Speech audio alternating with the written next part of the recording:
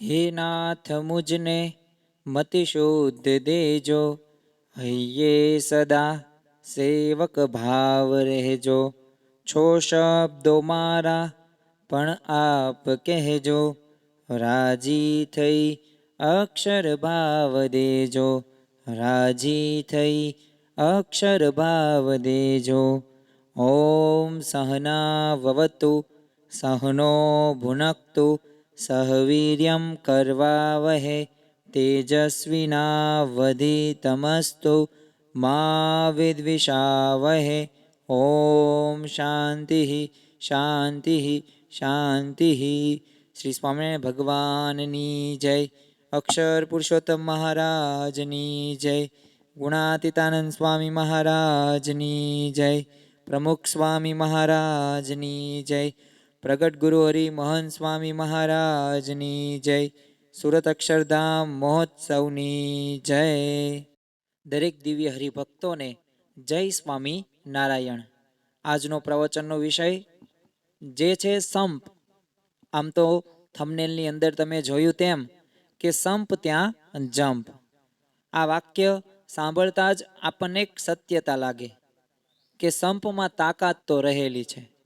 તો આજે આપણે આ જ મુદ્દાને વિસ્તૃતીકરણ કરીશું. થોડુંક સમજવાનો પ્રયત્ન કરીશું. એવા ઉદાહરણો, એવા દ્રષ્ટાંતો જે મહાભારત કે રામાયણ કે શ્રી કૃષ્ણ ભગવાનને ઉચ્ચારેલા હોય, અને એવા પણ પ્રસંગો જોશું કે સંપ ન હોય તો કેવું નુકસાન થાય, એટલે કે કુસમથી થતું નુકસાન આપણે સમજવાનો પ્રયત્ન કરીશું. સાથે સાથે સંપનો કેટલો મહિમા રહેલો છે, અને સંપમાં શું ખરેખર શક્તિ સમાયેલી છે. સંપથી એક રાજીપો પ્રાપ્ત કરવાનો છે, કારણ કે મહંત સ્વામી મહારાજ પણ આ રાજીપાની વાત, સંપની વાત ઘણી વખત પ્રવચનની અંદર કરે છે. અને સંપ રાખવાના ઉપાયો પણ આજે આપણે આ પ્રવચનની અંદર માણવાના છીએ. સાથે સાથે એક સમજવાનો પ્રયત્ન કરીશું કે સંપ જો આટલો જ અગત્યનો હોય વધુ, તો આપણા જીવનની અંદર સંપ કેમ નથી રહેતો, તો એવા કારણો તપાસવાનો પ્રયત્ન કરીશું. તમે ઘણી વખત ઘણા કોટેશનો સાંભળ્યા હશે કે જાજા હાથ રળિયામણા, જાજી કીડીઓ સાપને તાણે, વિના સહકાર નહીં ઉદ્ધાર, પંચ ત્યાં પરમેશ્વર. તો આ બધા સુવાક્યો આપણે અવારનવાર સાંભળ્યા છે. પછી તમે કોઈ સ્કૂલની અંદર ગયા હોય તો ત્યાં દિવાલો ઉપર લખ્યું હોય, તો પછી જાહેર જગ્યા ઉપર એટલે કે રેલવે સ્ટેશન કે બસ સ્ટેશન કે સરકારી આવાસોની ભીતો ઉપર આ સૂત્રો તમે ઘણી વખત વાંચ્યા પણ હશે અને તમને ગમ્યા પણ હશે. પરંતુ આ બધાનો સાર જોતા આપણને આખરે એક પરિણામે એક ફલિતાંત થાય છે કે સંપ ત્યાં જંપ અને સંપ ત્યાં શાંતિ. એટલે કે જ્યાં સંપ છે ત્યાં શાંતિ છે. બે ઘરોની જ ઉદાહરણની આપણે વાત કરીએ. તો એક ઘરની અંદર સંપ ન હોય, ભલે ત્યાં પૈસા હોય, ધન હોય, અરે મકાનો પણ બંગલા કરોડો રૂપિયાના હોય, પરંતુ ત્યાં તમને રહેવું નહીં ગમે. બીજું ઘર એવું છે કે સામાન્ય સ્થિતિ છે, પરંતુ ત્યાં સંપ છે, ત્યાં સંપ, સુહદભાવ અને એકતા છે, તો ત્યાં તમને રહેવું ગમશે. તો કારણ શું છે? કારણ કે એ ઘરની અંદર સંપનું વાતાવરણ છે. કોઈ સ્કૂલની અંદર કોઈ શિક્ષક કોઈ વિષય ભણાવે છે કોઈ વર્ગખંડની અંદર, તો બધા વિદ્યાર્થીઓ, ભલે 40-50 વિદ્યાર્થીઓ બેઠા છે એક સાથે, પરંતુ જો સંપથી અવાજ નહીં કરે તો શિક્ષકને પણ ભણાવવું ગમશે અને વિદ્યાર્થીઓને પણ ભણવું ગમશે. પરંતુ એમાંથી 2-5 વિદ્યાર્થીઓ દ્વારા અશિષ્ટાચાર કે વાણીનો અવ્યવહાર થશે અથવા હસી મજાક કરશે, તો આખું વર્ગખંડનું વાતાવરણ બગડતા વાર નહીં લાગે. તો ત્યાં પણ કેની જરૂર પડે છે? સંપની જરૂર પડે છે. ઘરની અંદર તો સંપની જરૂર પડે છે, પણ બાહ્ય રીતે પણ સંપની એટલી જ અગત્યતા જોવા મળે છે. રામાયણની અંદર કહ્યું છે ને, જહા સુમિત તહા સંપત્તિ નાના, જહા કુમતિ તહા વિપત્તિ નિદાના. એટલે કે જ્યાં દરેકની એક સરખી મતિ છે ને, જ્યાં દરેકના જીવનમાં સંપ છે, ત્યાં અનેક પ્રકારની સંપત્તિ આવે છે. જ્યાં કુસંપ હોય ને ત્યાં નક્કી વિપત્તિ પ્રાપ્ત થાય છે. એટલે આપણા જીવનની અંદર આપણે સંપ રાખવો કે પછી કુસંપ રાખવો, એ આપણા હાથની વાત છે. કઠોપનિષદની અંદર તો એક પ્રચલિત મંત્રમાં ગવાયું છે, અને હમણાં શરૂઆતની અંદર જ તે મેં એ સ્તુતિ શરૂ કરી કે ઓમ સહના વવતુ સહનો ભુનક્તુ સવીર્યમ કરવા વહે તેજસ્વીનાવધિતમસ્તુ મા વિદ્વિષાવહે. ઓમ શાંતિ શાંતિ શાંતિ. જો આનો ભાષાંતર જોઈએ ને તો આ ભાષાંતરની અંદર જ તે એક સંપની જોવા મળે છે વેલ્યુ મૂલ્ય, કે અમારું દરેકનું સાથે રક્ષણ થાય, અમે સાથે જ ભોજન કરીએ. એટલે જો સહનો ભુનકતું સહનાવતું એટલે કે અમારું દરેકનું સાથે રક્ષણ થાય. સાથે એક વાત એવી પણ આવી સવીર્યમ કરવાવે, એટલે કે સાથે જ અમે પરાક્રમી કાર્યો કરીએ અને સાથે જ તેજસ્વી બને. એટલે જો તેજસ્વીના ધીમસ્તુ અને મા વિદ વિષાવહે, એટલે કે અંદરો અંદર દ્વેષ કુસંપ ન રાખીએ. તો જો આ બધું થાય ને પછી શું થાય? ઓમ શાંતિ શાંતિ શાંતિ. તો આમાં એક સાથે રાખવાની એક ભાવના આવી છે. આ શ્લોક તો આપણે ઘણી વખત બોલ્યા હશું, પરંતુ ખરેખર આનો ભાવાર્થ આ સંપમાં સમાયેલો છે. જો આ શ્લોકના ઉચ્ચારતા પહેલા જ તે આપણે ઓમ શાંતિ શાંતિ નથી બોલાતું. કેમ? કારણ કે પહેલા શાંતિ નહીં આવે. પહેલા તો આપણે સાથે રહીને ભોજન કરીશું, રક્ષણ કરીશું, પરાક્રમી કાર્યો કરીશું, સંપ સ્વભાવ એકતા એટલે કે કુસમ નહીં રાખીએ ને દેશ નહીં રાખીએ ને પછી છેલ્લે અંતે આપણે શાંતિ જ થશે. તો આપણે જો સાથે રહીશું ને તો બધું આપણે શાંતિથી જ કાર્યો કરી શકીશું.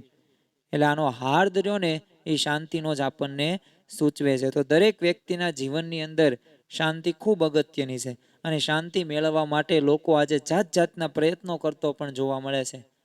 પરંતુ વાસ્તવમાં સંપમાં જ તાકાત સમાયેલી છે અને સંપમાં જ શાંતિ સમાયેલી છે.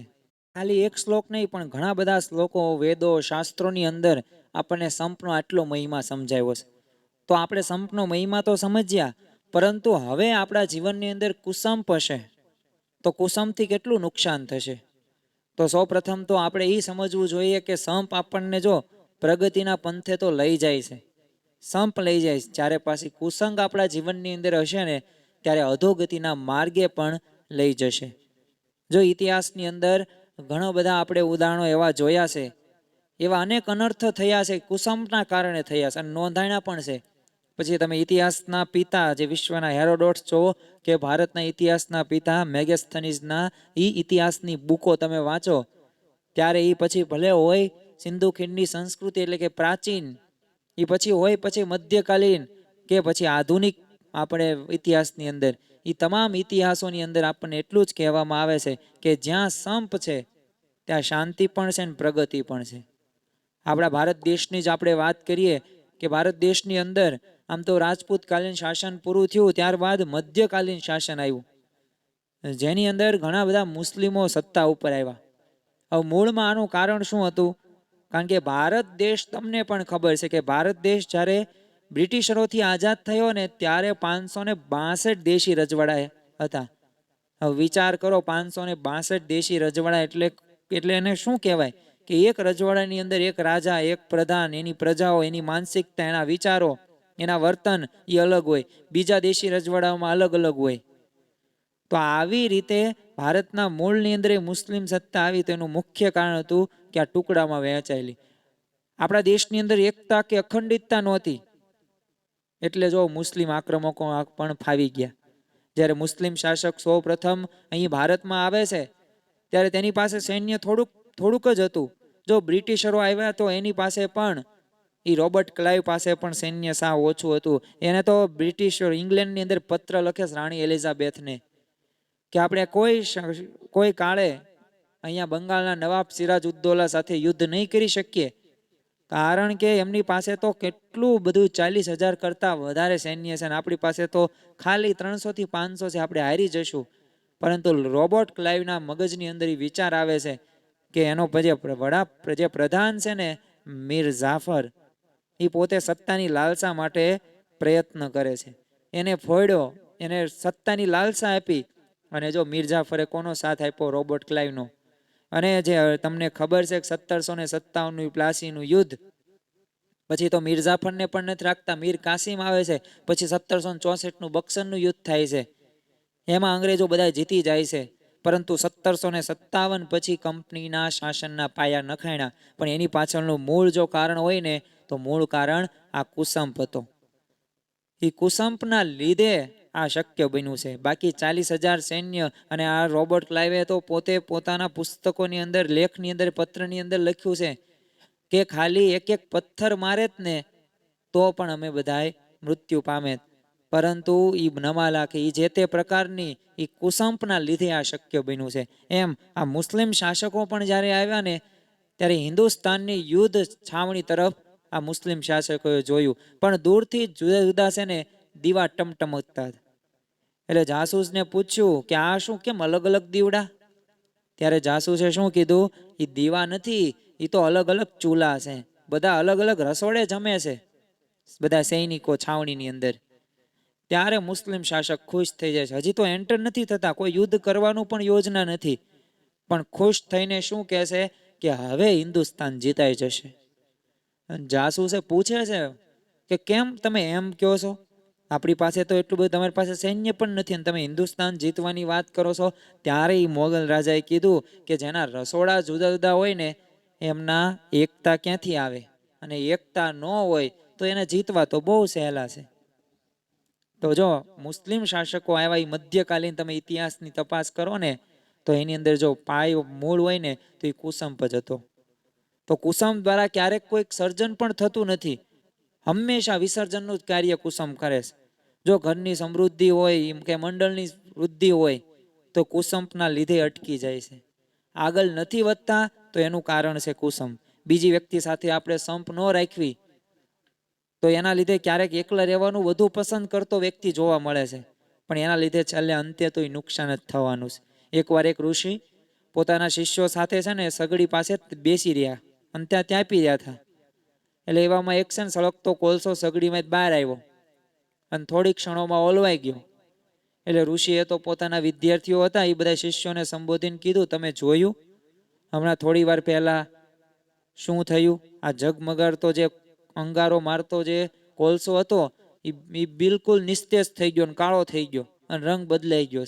એનું કારણ તમે જાણ્યું? એટલે શિષ્યોએ કીધું કે ના, એનું કારણ અમને નથી ખબર, તમે કારણ અમને સમજાવો. ત્યારે જે ગુરુજીએ કીધું એ આપણે હૃદય સ્પર્શી વાત કીધી. ત્યારે ગુરુએ શિષ્યોને કીધા કે જ્યાં સુધી તે સગડીમાં બધાની સાથે હતો ને ત્યાં સુધી તેજસ્વી હતો, એનો કલર પણ અને એનો પાવર પણ, શક્તિ પણ બીજાની હૂફ આપવાની પણ તાકાત તેનામાં હતી. પરંતુ એ બીજા અંગારામાંથી જ્યારે છૂટો પડી ગયો ત્યારે નિસ્તેજ બની ગયો, કાળો પડી ગયો ને ઓલવાઈ ગયો. માટે આપણે સમૂહમાં રહેવું. જો સમૂહથી જુદા પડીશું તો આપણે કેવા થઈ જઈશું? ક્ષીણ થઈ જઈશું. એટલે કે સાવ એક કહેવાય ને કે આપણા જીવનની અંદર એ શક્તિ જ તે નહીં હોય કે કોઈક બીજાને મદદ કરવા કે આપણે પોતાનું કાર્ય આપણે કરી શકીએ. તો કુસંપથી આવું નુકસાન થાય છે. કોઈ એક વ્યક્તિ ગમે એટલી આવડત કે બુદ્ધિ કે શક્તિ ભલે ધરાવતી હોય અને એને મહેનત કરીને જ મેળવી હોય, પણ એકલા હાથે એ આગળ વધી શકતી નથી. ડૉક્ટર જ હોય એને નક્કી કરે કે ના ના, હું તો મારી એકલા રીતે જ હું ડૉક્ટરની બધી સર્જરી ઓપરેશનની બધું કરું, તો પછી હોસ્પિટલ ભલે ગમે તેવી કરોડો અબજોની સ્થાપશે પણ એમાં સ્ટાફ જ નહીં હોય તો, બીજાની મદદ જ નહીં લેતો, ને હું તો કોઈ યંત્રની પણ મદદ ન લો તો ઓપરેશન કઈ રીતે કરશે? હું તો સ્વચ્છતા મારે હું એકલા જાતે કરીશ તો પછી દવાખાનાનું ઓપરેશન ને બધું કોણ કરશે? ના, મેડિકલમાં કોઈ જરૂર જ નથી તો દવા કોણ આપશે? તો આ તો દરેક વિભાગની અંદર જરૂર પડે જ છે ને. આપણે જો ગમે તે બાબત હોય એ બીજાની સહાયની જરૂર પડે જ છે. આપણે 3 ઉદાહરણ લઈએ કે હું તમને સ્વાદિષ્ટ ભોજન બનાવવાનું કહું અને એમાં તમે મરચું જ ન નાખો તો ચાલે? ન ચાલે.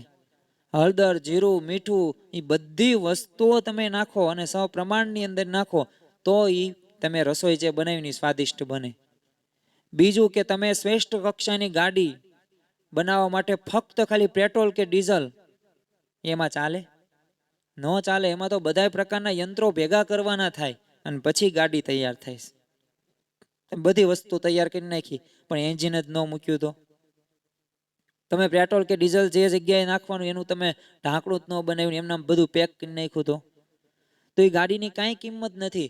હવે તમને ત્રીજું ઉદાહરણ દઉં છું તમારા મનુષ્ય શરીરનું, કે મનુષ્ય શરીરમાં ફક્ત હૃદયથી કાર્ય થાય?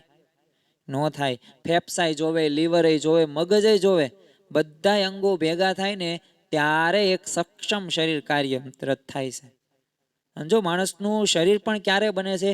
બધી તમે જુઓ પેશી પેશી બધી ભેગી મળીને તમે અંગ બને, પણ પેશીનું એક નાનો અંગ ભાગ છે કોષ.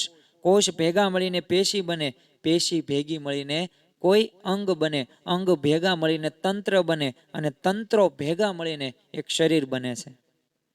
તો એ મનુષ્યનું શરીર સક્ષમ શરીર બનાવવા માટે પણ કેટલાનો સહારો આપણે લેવો પડે છે. એમ ઘર હોય કે સત્સંગ મંડળ હોય કે પછી નોકરી ધંધા હોય, એકલા હાથે કાંઈ જ કરવું શક્ય નથી. એક અમેરિકન પાદરી અને રાજકારણમાં એક સક્રિય નેતા એક માર્ટિન લ્યુથર કિંગ એ જગ્યાને કીધું છે કે જો આપણે ભાઈઓની માફક સાથે મળીને જીવતા નહીં શીખીએ ને તો જરૂર મૂર્ખાઓની માફક સાથે મરીને મરીશું. માટે સંપીને સાથે મળીને કાર્ય કરવામાં જ માલ છે અને એમાં જ ફાયદો છે. જેટલા આપણે સમથી કાર્ય કરીશું, જેટલો આપણા જીવનની અંદર કુસંપ નહીં હોય ને એટલા આપણે આગળ વધીશું. તમે જો ઘરની અંદર તમારે કોઈ ઓરડો વાળવો છે, રૂમ વાળવું છે, અને તમે એમ કહો કે ના ના હું તો એક સળીથી વાળ નાખીશ, તો તમે રાત દિવસ સુધી 24 કલાક હું 10 વર્ષ સુધી પણ મહેનત કરશો ને તો એક સળીથી એ રૂમ નહીં સાફ થાય. પરંતુ ઝાઝી સળી ભેગી કરીને એને દોરીથી વીંટાળી દેશો અને પછી તમે વાળશો તો 10 મિનિટની અંદર રૂમ સ્વસ્થ થઈ જશે. એમ સંપમાં તાકાત છે. દરેકમાં સંપ રાખવો જરૂરી છે. ઘરમાં પણ સંપ રાખવો, બહાર પણ સંપ રાખવો, આપણે જે જગ્યાએ ક્ષેત્ર ઉપર કામ કરવી છે ત્યાં પણ સંપ રાખવો, સંબંધોમાં પણ સંપ રાખવો. કારણ કે દરેક જગ્યા સંપની ભાવના હશે ને તો જ આપણે આગળ વધી શકીશું, નકર આપણે આગળ એટલા બધા તો વધી નહીં જ શકીએ. હવે આપણે આ પ્રવચનના બીજો ભાગ એટલે કે કુસંપથી જે નુકસાન તો આપણે સમજ્યા, પરંતુ સંપમાં કેટલી શક્તિ છે. તો એક સંસ્કૃતની અંદર છે, કહેવાય છે કે સધાતો હિ મહાબલમ, એટલે કે સંપ રહ્યો ને એ મહાબળવાન છે. અમેરિકાના કેલિફોર્નિયા વિસ્તારની અંદર રેડવુડ ટ્રી એ દુનિયાનું સૌથી ઊંચામાં ઊંચું એ ઝાડ છે. હવે આ 2500 વર્ષ જૂનું છે. આપણને એવું લાગે કે આ વૃક્ષોના મૂળ રહ્યા એ ઊંડા હશે, પણ હકીકતમાં વાસ્તવમાં એવું નથી. એ મૂળ વધુ ઊંડા પણ નથી, પણ બધા જે વૃક્ષના મૂળ રહ્યા ને એકબીજાની રીતે એવી રીતે ગૂંથાયેલા છે કે ગમે એવા પવન આવે કે વાવાઝોડું આવે તો એ વૃક્ષ પડતું નથી. તો આપણા શાસ્ત્રો રહ્યા ને એ આપણને અનેક પ્રસંગો એ આપણને સંપમાં શીખવ્યું છે. તમે રામાયણની જ વાત કરો તો રામાયણમાં એ ભગવાન શ્રી રામ અને એમના ભાઈઓમાં કેટલી એકતા હતી. તો જ્યારે એ કૈકેયીએ વરદાન માંગ્યા દશરથ રાજા પાસે, તો ત્યારે નિયમ તો હતો રઘુકુલ રીત સદા ચલી આએ, પ્રાણ જાય પણ વચન ન જાય. એ વાત તો સાચી, પણ સંપ કેટલો કે રામ ભગવાનને વનમાં જવાનું હતું તોય બધા ભાઈઓ તૈયાર થઈ જાય. કોઈને છૂટો પડવાનું ગમતું જ નથી. બધા ભાઈઓ શું કહે છે કે આપણે સાથે રમ્યા છીએ, સાથે જમ્યા છીએ, જનોય પણ સાથે આપવામાં આવી છે, લગ્ન પણ આપણે સાથે કર્યા છે, તો વનમાં આપણે બધાય સાથે જઈશું. બાકી કૈકેયીએ તો રામ ભગવાનને જ કીધું, પણ સાથે સાથે લક્ષ્મણ પણ આવ્યા ગયા. અરે ભરતજીને તો ગાદી આપવામાં આવી. હવે આમાંથી આપણને કોઈકને ગાદી આપવામાં આવે તો આપણે ગાદીએ જ તે વિરાજમાન થઈએ અને ઓર્ડર જ કરવી, સત્તા જ ભોગવીએ. પણ ભરતજી જ્યાં સુધી રામ ભગવાન વનમાં રહ્યા ત્યાં સુધી ભરતજી પણ રહ્યા. અરે શત્રુઘ્નને પણ વનમાં જ જવાનું હતું, પણ આ તો ભરતજીએ કીધું કે તારે આ રાજ્ય સંભાળવાનું છે અયોધ્યાનું. તો જો આવો સંપ રહ્યો ને એ રામાયણમાંથી પણ આપણને શીખવા મળે છે. બીજું મહાભારતમાંથી આપણને કેટલું બધું શીખવા મળે છે. ભગવાન જો શ્રી કૃષ્ણ એ પણ પાંડવો પાસે આ જ કાર્ય કરાવ્યું છે. એ ભગવાનના વચન પ્રમાણે પાંડવો સમથી રહે છે અને એના કારણે યુદ્ધમાં એ કૌરવોની મોટી સેના સામે પણ એ સમર્થ યોદ્ધાઓ હોવા છતાં પણ એ પાંડવોની જીત થાય છે. એનું કારણ શું હતું? શ્રી કૃષ્ણ ભગવાન સતત એ જ ધ્યાન રાખતા હતા કે આ પાંડવોનો સંપ ન તૂટે. તો સંપ માટે કેટલા પ્રયત્નો કર્યા અને જીતનું કારણ એ આ સંપ જ હતું. ભગવાન શ્રી કૃષ્ણ તો તેમના સંપના એક તાંતડે એક બાંધ્યા હતા. જ્યારે કૌરવ સેના અંદરો અંદર ખૂબ જ કુસંપ હતો ત્યારે કર્ણે કીધેલું કે જ્યાં સુધી ભીષ્મ લડશે ને ત્યાં સુધી હું નહીં લડું, દ્રોણ હશે ને ત્યાં સુધી હું ભાગ નહીં લઉં, હું એકલો જ લડીશ. તો જો આમ અંદરો અંદર આવા વિખવાદો હતા. એ યોદ્ધાઓના મન નોખા હતા એટલે એ પૂરેપૂરી રીતના શક્તિ. બાકી જો જેને વિદ્યા જેને દીધેલી છે ગુરુ દ્રોણાચાર્ય, એની સામે શિષ્ય જીતી જાય, પણ શિષ્યો જીતી ગયા. જેના ખોળાની અંદર આ પાંડવો રમ્યા છે એવા ભીષ્મ પિતામહ, તો એ પણ હારી જાય છે. અરે આ કર્ણ પણ યોદ્ધામાં ગણી શકાય, અર્જુન સમવડ્યો, પણ આ કર્ણને પણ હરવી નાખે. પણ કેના લીધે? એ સંપથી અંદરો અંદર એ રહ્યા છે ને એના માટે. જ્યારે જો પાંડવોના દરેકના મન એક જ હતા. યુધિષ્ઠિરના એ અંતરમાં સંપ સ્વભાવ એ કેવી લાગણી હતી એ કેટલાક પ્રસંગો ઉપરથી આપણે જાણી શકીએ. એમાંથી એક પ્રસંગ અત્યારે જોઈએ તો જ્યારે દ્વૈત વનની અંદર પાંડવો, આમ તો વનવાસ એમને આપવામાં આવ્યો હતો, ધ્યુત જુગાર રમીને હારી ગયા હતા, એટલે પોતે વેશ પલટો કરીને વનની અંદર જંગલની અંદર ફરે. એમાં પાંડવોને છે ને તરસ લાગી હતી, એટલે સહદેવ, નકુલ, અર્જુન ને ભીમ એ બધા વારા ફરતી છે ને તળાવ પાસે ગયા. હવે ત્યાં છે ને યક્ષની ચોકી હતી, એટલે યક્ષે તો ચેતવ્યા હતા કે છે ને તમે મારા પ્રશ્નનો જવાબ આપો તો જ હું તમને પાણી પીવા દઈશ. પરંતુ એ નકુલ કે સહદેવ કે અર્જુન કે ભીમ એ છતાં પણ એ એમની આજ્ઞાનું પાલન ન કર્યું, પણ છતાં પાણી પીધું, કારણ કે તરસ જ એટલી બધી લાગી અને બધાય મૃત્યુ પામ્યા. હવે અંતે હવે રાહ જોવે છે યુધિષ્ઠિર કે આ નકુલ, સહદેવ, ભીમ અને અર્જુન ક્યાં ગયા. એટલે એને વનની અંદર ગોતે છે, તો એમાં સરોવર પાસે આવે છે અને મૃત્યુ પામેલા બધાને જોવે છે. હવે આવી રીતે જોઈ એટલે એને નવાઈ લાગી કે યક્ષે આવી રીતે શું કર્યું. એટલે બધી વિગત જણાવી યક્ષે, અને ત્યારબાદ યુધિષ્ઠિરને કહ્યું કે તું જો મારા પ્રશ્નનો ઉત્તરનો જવાબ આપીશ ને તો તને વરદાન મળશે, અને નહીં આપી શકે ને તો તારી આવી દશા થશે. એટલે યુધિષ્ઠિર તો પ્રશ્નના સંતોષકારક પછી એને ઉત્તરો આપ્યા, એટલે યક્ષ તો રાજી થઈ ગયા અને 4 ભાઈમાંથી એકને જીવતો કરવાનું વચન આપ્યું. એટલે ત્યારે યુધિષ્ઠિરે છે ને શું કીધું યક્ષને કે નકુલ અથવા સહદેવ એને જીવતો કરો, આ મારી માંગણી છે. એટલે યક્ષને નવાઈ થઈ કે અર્જુન અને ભીમ તારા સગા ભાઈઓ છે, વળી વધુ કામ લાગે એવા છે, અને છતાં તે નકુલ અને સહદેવની માંગણી કેમ કરી. ત્યારે યુધિષ્ઠિરે જે જણાવ્યું એ સંપની ભાવના હોય ને તો જ શક્ય છે. ત્યારે યુધિષ્ઠિરે યક્ષને જણાવે છે કે અમે 3 કુંતાના પુત્રો છીએ, અને આ નકુલ અને સહદેવ રહીને એ માંદ્રીના પુત્રો છે. એટલે કુંતાના પુત્રોમાંથી જો હું તો એક જીવિત છું, પણ માંદ્રીના પુત્રોમાંથી એક પણ જીવિત નથી. એટલે બંને માતાઓને આનંદ જળવાઈ રહે એ માટે હું કહું છું કે નકુલ અને સહદેવમાંથી તમે જીવિત કરો. અને આ યુધિષ્ઠિરની આવી સ્વદ ભાવનાની ઉચ્ચ વિચારધારા જોઈને એટલે યક્ષ તો રાજી થઈ ગયા અને 4 ભાઈને જીવતા કરી નાખ્યા. તો જો આ ઘણા બધા પ્રસંગો ઉપરથી આપણને ખબર પડે. બીજો તે એક પ્રસંગ ચિત્રસેન ગાંધર્વ એ દુર્યોધન અને એની સેનાને પરાજિત કરી એ બધાને બાંધીને છે ને લઈ જાય છે. એટલે ત્યારે યુધિષ્ઠિરે ભીમ અને અર્જુનને તેમને છોડાવવા માટે આદેશ મોકલે છે કે તમે જાઓ કે એ દુર્યોધનને તમે છોડાવીને લાવો. ત્યારે ભીમે શું કીધું કે દુર્યોધન જો જાય ને તો ભલે સારું, એ આપણું ક્યાં આપણો છે, અને આપણને કેટલા બધા હેરાન પરેશાન કર્યા છે. ત્યારે યુધિષ્ઠિરે ભીમને કીધું કે ના, ભલે હેરાન કર્યા, પરંતુ એ તો શું છે, આપણો ભાઈ છે. આપણે અંદરો અંદર યુદ્ધ કરીએ ત્યારે આપણે 5 ને તેઓ 100 છે, પરંતુ ત્રીજા સામે તો આપણે 5 નહીં પણ 105 છીએ.